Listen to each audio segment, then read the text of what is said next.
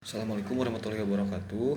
Saya Muhammad Fikri Lutfi Fauzan, peserta Latsar CPNS Kabupaten Ciamis angkatan 6 dengan nilai 26 kelompok 2. Di sini saya akan membagikan pengalaman pembelajaran seraya hari ini, di mana hari ini belajar asinkronus dengan dua tugas. Tugas yang pertama mengenai personalizing values, di mana kita merancang nilai budaya berakhlak di tempat kerja. Untuk yang pertama berorientasi pelayanan, di mana praktik kerjanya menertibkan pedagang kaki lima dengan cara persuasif agar tidak merugikan masyarakat. Kemudian yang kedua, membantu memberikan arahan kepada warga saat ada kegiatan besar seperti Car Free Day. Dan yang ketiga, menyediakan layanan pengaduan masyarakat terkait masalah ketertiban umum. Yang kedua, akuntabel.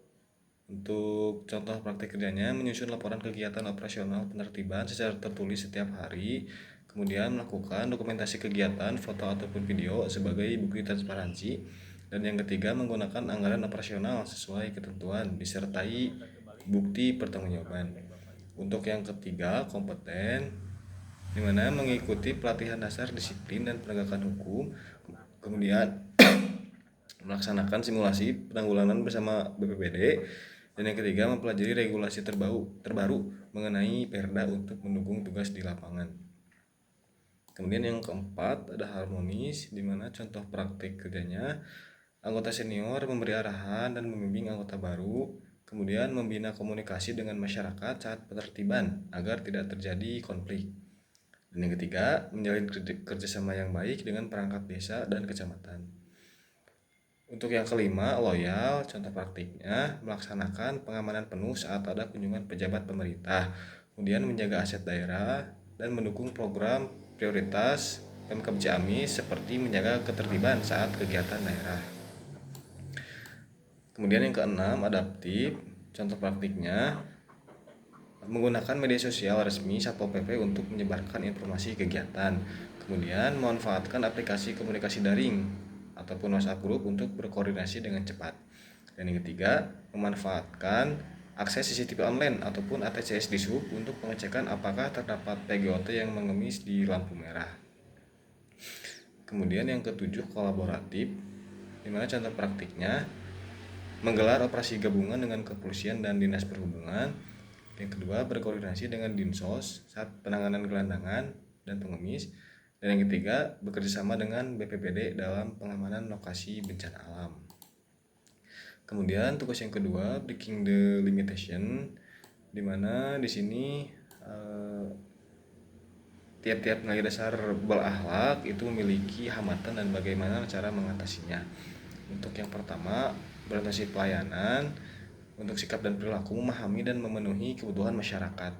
Potensi hambatannya, SDM terbatas sehingga pelayanan lambat. Untuk cara mengatasinya, penambahan dan pemerataan SDM. Kemudian yang kedua, akuntabel, sikap dan perilakunya melaksanakan tugas dengan jujur, bertanggung jawab, cermat, dan juga disiplin. Untuk hambatannya, lemahnya sistem pengawasan internal. Kemudian potensi konflik kepentingan. Cara mengatasinya, perkuat pengawasan internal dan audit berkala. Kemudian terapkan sistem pelaporan berbasis digital. Yang ketiga, kompeten. Untuk sikap dan perilakunya, meningkatkan kompetensi diri, membantu orang lain belajar. Untuk hambatannya, kesempatan pelatihan terbatas, kemudian SDM tidak merata kualitasnya. Cara mengatasinya dengan program pelatihan rutin dan terjadwal, kemudian sistem mentoring senior junior. Yang selanjutnya ada harmonis. Untuk sikap perilakunya, menghargai setiap orang, membangun lingkungan kerja yang kondusif. Untuk hambatannya, terdapat ego sektoral dan persaingan kepegawaian. Cara mengatasinya, budaya kerja inklusif dan terbuka, pelatihan komunikasi yang efektif. Kemudian selanjutnya ada loyal, di mana sikap dan perilakunya menjaga nama baik sesama ASN, pimpinan, dan juga instansi. Untuk hambatannya sendiri, loyalitas salah arah. Jadi loyalitas terhadap individu bukan terhadap publik ataupun masyarakat. Untuk cara mengatasinya, peneguhan nilai bela negara dan kode etik ASN, kemudian pengawasan terhadap konflik kepentingan. Kemudian yang keenam ada adaptif, sikap dan perilakunya cepat menyesuaikan diri, kemudian terus berinovasi. Untuk hambatannya resistensi perubahan ataupun zona nyaman. Kemudian literasi digital ASN belum merata. Kemudian keterbatasan sarana dan prasarana.